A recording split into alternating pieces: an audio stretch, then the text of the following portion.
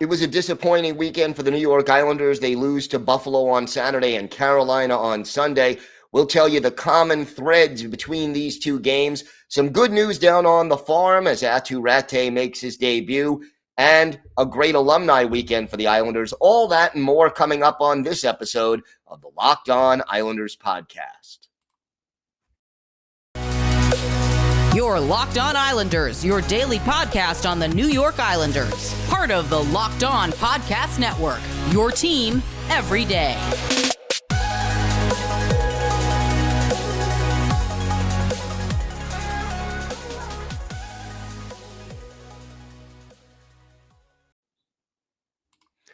All right, everybody. Welcome to the Monday edition of the Locked On Islanders podcast. So glad you could join us here today and talk a little Islanders hockey.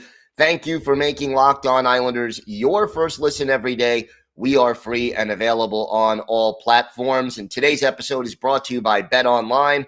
BetOnline has you covered this season with more props, odds, and lines than ever before. BetOnline, where the game starts. We have got a lot to talk about on today's show, but before we get to the weekend's action, both on Long Island and in Bridgeport, if you've got something Islanders related on your mind, if you have a question, a comment, maybe a topic you'd like us to talk about on the show, feel free to send us an email. The email address is lockedonislanders@gmail.com. And if you leave your first name and where you're from, we're happy to mention you on the show when we talk about whatever it is that's on your mind.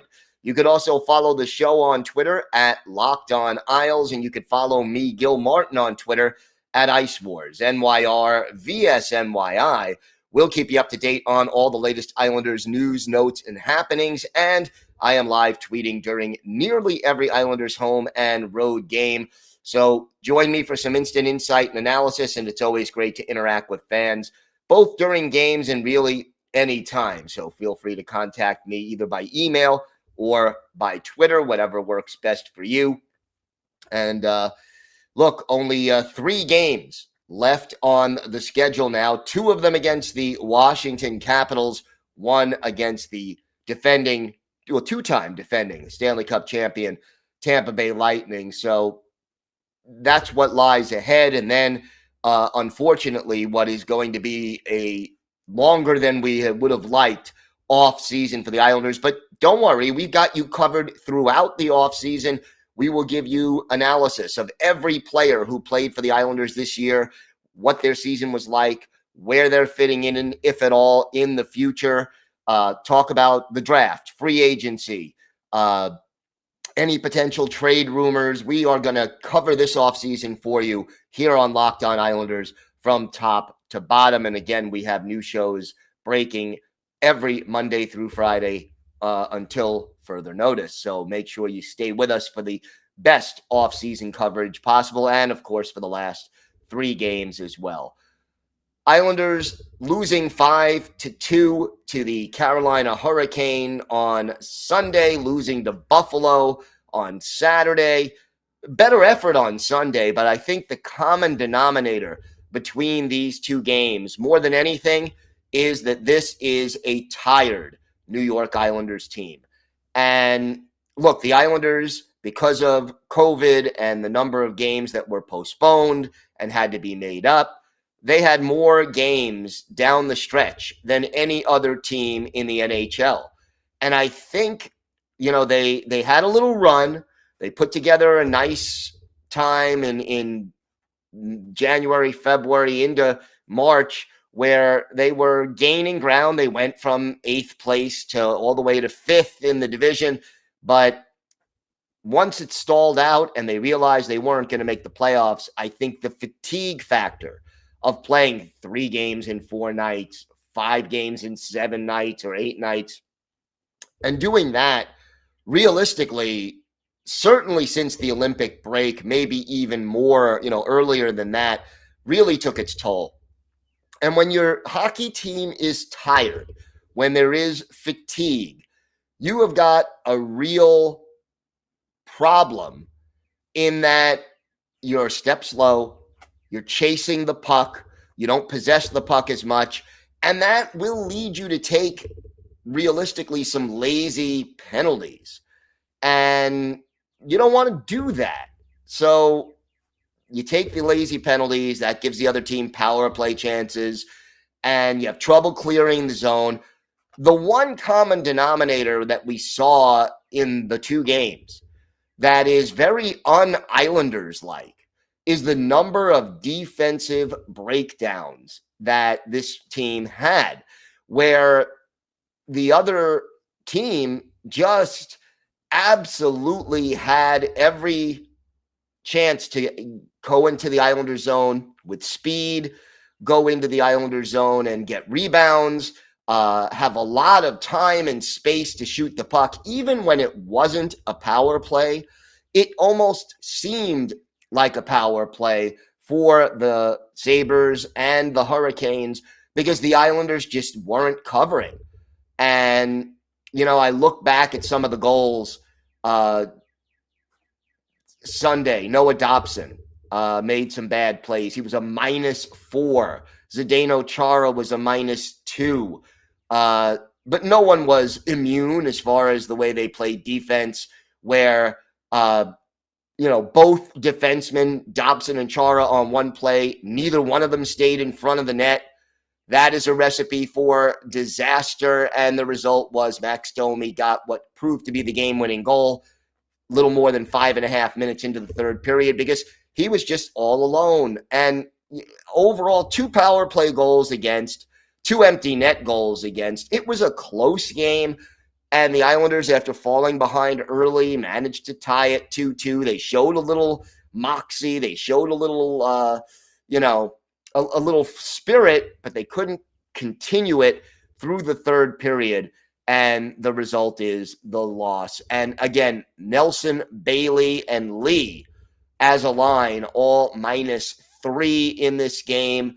Barzal, -2. Palmieri, -2. Chara, -2. Unfortunately, the guys who the Islanders are sort of counting on to produce offensively really not getting the job done.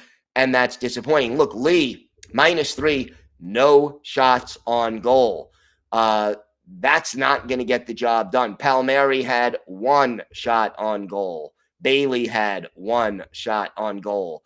Wahlstrom had 1. You need more from these guys than what you're getting offensively. Now, J.G. Pageau, Anthony Beauvillier, they've missed now 3 games, Beauvillier due to an injury. Pageau and a couple of the assistant coaches still in COVID protocol, so waiting to see when and if they come back.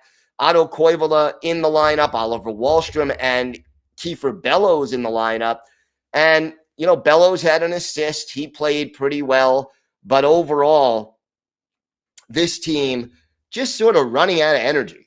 And unfortunately, you want to see more from your team now when the season is over. You want to see more effort. And, the schedule, admittedly, tough for the Islanders down the stretch. But I want to see, look, Saturday's game was an embarrassment. Sunday's game, they just kind of ran out of gas. And the defensive breakdowns are very unlike a Barry Trotz coached team. We will discuss more of what happened over the weekend. We'll have some positive takeaways as well as the good news from down on the farm. All that and more still to come on this episode of the Locked On Islanders podcast. Today's episode is brought to you by your friends at BetOnline. BetOnline.net is your #1 source for all your betting stats and sports info. Find all the latest sports developments, league reviews, and news, including this year's basketball playoffs, the start of the Major League Baseball season, and look, Stanley Cup playoffs now a week away. You can bet on who's going to win different NHL trophies. You could try to pick that upset. Division winners, at least one of them loses every year in the first round of the playoffs. You can get some pretty good odds at betonline.net and pick that. Lots of things to bet on this time of year. NFL draft also coming up this week. BetOnline is your continued source for all your sports wagering information, from live betting to playoffs, esports, and more. Head to the website today or use your mobile device to learn more about the trends and action. BetOnline, where the game starts. So the Islanders really, excuse me, the Islanders really did play down to the competition a bit. And on Saturday, the Sabres are not making the playoffs. That wasn't a good performance where, Buffalo really dictated the pace for most of that game, and that was disappointing. Ilya Sorokin didn't play his best. Varlamov was okay on Sunday. Can't complain about what he did, but one of those goals for sure, he was too deep in his net, and the result was a goal that probably should not have gone in. One observation, by the way, Zdeno Chara, who had 4 hits, second on the team behind Zizekas with 5. Z's angry these days. You could see he's frustrated. He is not happy about the fact that this team is not going to the playoffs and isn't playing great hockey. So he's getting into a lot of scraps and scrapes and sort of sticking up for his teammates. And I give him credit for that. But, he is frustrated. Let there be no doubt. Alumni Weekend. This weekend, we talked last week and previewed the Rangers and Islanders alumni getting together on Saturday at the Islanders practice facility near the Coliseum.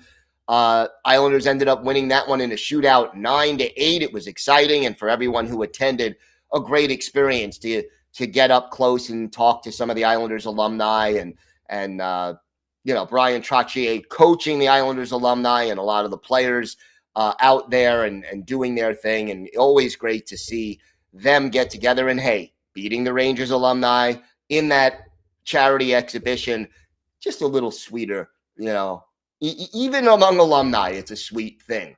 The other good news on Friday, the Islanders clinched a playoff spot. Well, okay, the Bridgeport Islanders clinched a playoff spot. They beat the Springfield Thunderbirds by a score of 4-2. First playoff berth since 2018-2019 for Bridgeport. Hartford and Lehigh Valley both lost Friday. Bridgeport wins. That's it. A 4-2 win. Austin Zarnik with a tie-breaking goal with 5:03 left. And Corey Schneider, 23 saves. That was a big win. And the other thing is that Aatu Raty making his debut for the Islanders in Bridgeport didn't figure in the scoring in that game. And we'll do more about this in the farm report, but he didn't look out of place. He played a solid game, and that's good. Now, other prospect news, the Islanders over the weekend, and I did tweet this out, but they signed forward William Dufour to a 3-year entry-level contract. The 20-year-old has 52 goals and 109 points for the St. John's Sea Dogs of the Quebec Major Junior Hockey League.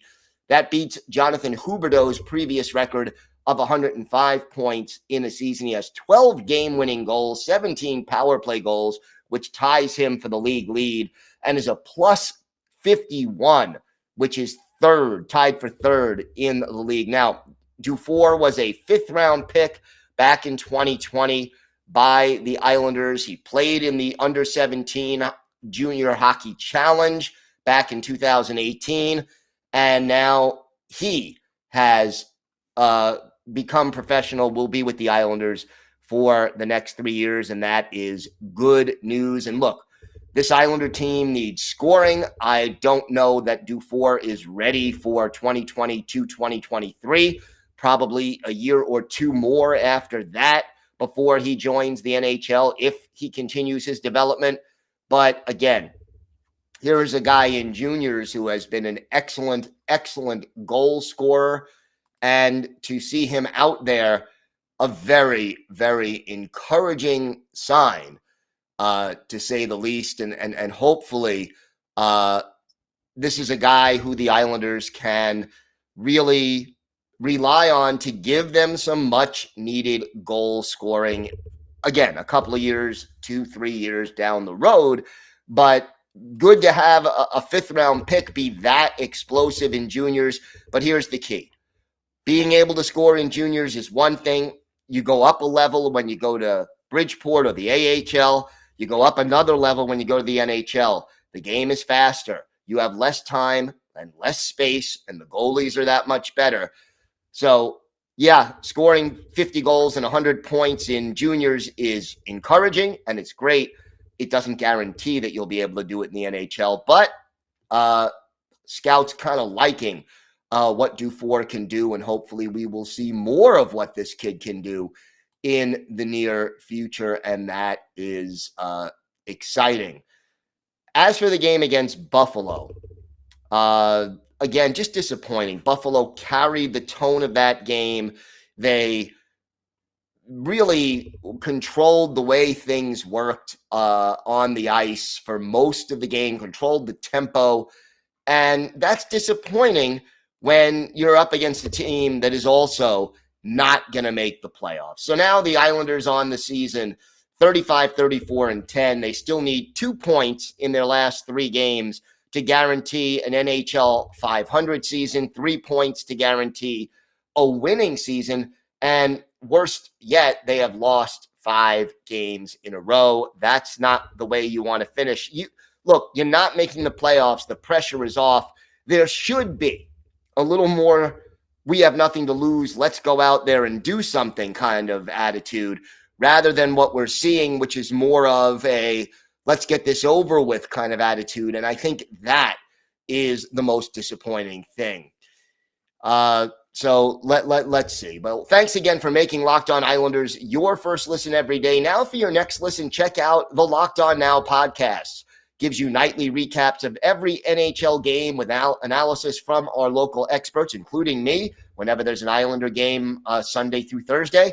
It's free and available wherever you get podcasts, and it's great if you want to keep up with the end of the regular season and the playoffs from the perspective of our local experts. When we come back, a very popular Islander of the 2000 teens is our Islanders birthday of the day. We have that and some closing thoughts about the remainder of the schedule. All that and more still to come on the Locked On Islanders podcast. Today's episode is brought to you by Built Bar. Have you tried Buildbar Puffs? Well, if you haven't, you're missing out on one of Built Bar's best tasting bars. Puffs are the first ever protein-infused marshmallow. They're fluffy. They're marshmallowy. They're not just a protein bar. They're a treat, and like all Built Bars, they're covered in 100% real chocolate. Puffs are a great fan favorite. They have incredible flavors like yummy, cinnamony, churro, coconut marshmallow. I love the banana cream pie. These are so good, they're going to be your new favorite. Look, most Built Bars contain just 130 calories, only 4 grams of sugar, 4 net carbs, but they pack 17 grams of protein. Compare that to a candy bar, which usually has 240 calories, 30 grams of sugar, and dozens of net carbs. At Built Bar, they're all about that taste. They make it taste delicious first, then figure out how to make it healthy. And I don't know how, but they pull it off every time. Go to Built.com, use the promo code LOCK15, and you'll get 15% off your order. That's promo code LOCK15 for 15% off at Built.com. Time now for our Islanders birthday of the day. Yesterday, Sunday, was the 38th birthday for former Islanders center Franz Nielsen, nicknamed the Great Dane, born in Herning, Denmark.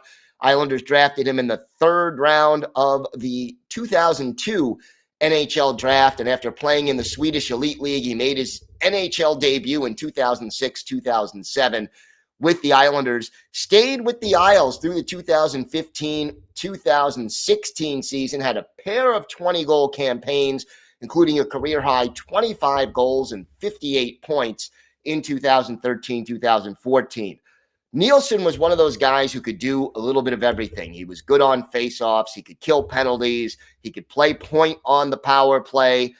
He was excellent in shootouts with his patented backhand move, and he was solid defensively. After 2015-2016, he signed with the Detroit Red Wings, spent 5 seasons there.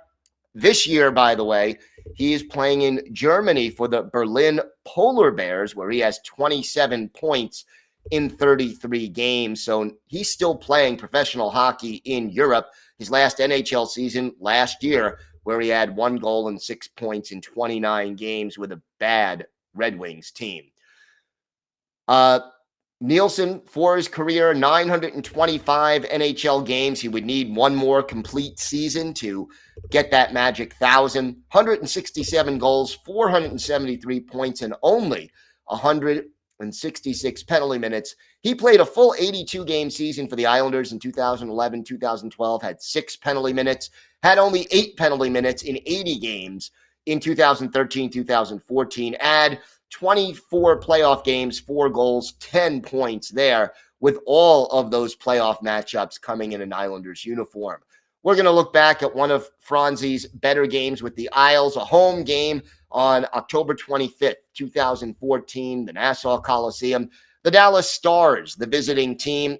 Anders Lindback, the goalie for Dallas. Chad Johnson, the goalie for the Islanders. And it was the Islanders getting on the board first. Anders Lee, his first from Thomas Hickey and Brock Nelson at 5'11". That makes it 1-0 Isles. But Dallas answers midway through the period. Vernon Fiddler, his first from Patrick Eaves at 13:25, and it's all even 1-1.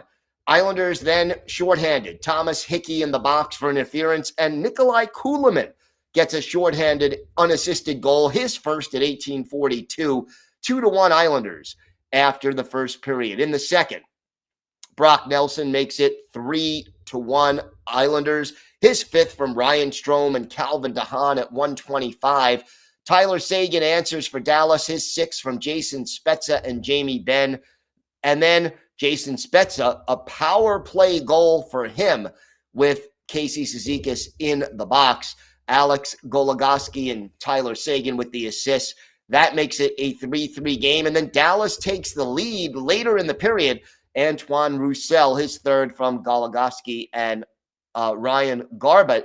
And suddenly the Islanders trail 4-3. But Lubomir Visnovsky, his first from Kyle Oposo and Corey Conacher at 16:20. We go into the third period even at 4-4. In the third period, it was the Franz Nielsen show. 9.5 minutes in, Nielsen, his second of the year, from Kulemin and Mikhail Grabovski at 9:39, Islanders up by a 5-4 margin. Then at 15:09, Nielsen, his second of the game, third of the year, Grabovski and Kulemin with the assist at 15:09. Sean Horkoff answers for Dallas just 22 seconds after the second Nielsen goal. Eric Cole and Colton Savoir with the assists.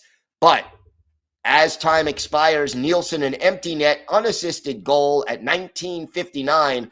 Islanders win it 7-5. And for Franz Nielsen, a hat trick in 6 shots on goal. That did indeed lead the Islanders. One of 2 career hat tricks for Franzi. He was a +2 in this game. And all 3 goals coming in the third period for Franz Nielsen. Nielsen, always a class act, nice to talk to, good with the reporters and with the fans.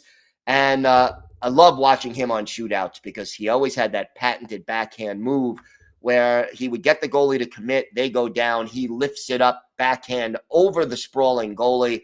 Boy, the Islanders could use a quality penalty, a shootout guy like Franz Nielsen, even now, although he is, of course, no longer an Islander. So happy belated birthday by 1 day to Franz Nielsen. He is 38 years old, or was on Sunday, and we wish him all the best. All right, so what's left for the New York Islanders this season? You look at the schedule, 3 games on tap. They're in Washington tomorrow. We'll have a full preview on tomorrow's show. They'll host Washington on Thursday, and then Friday host the defending Stanley Cup champion Tampa Bay Lightning. That's it. Alumni Weekend was great.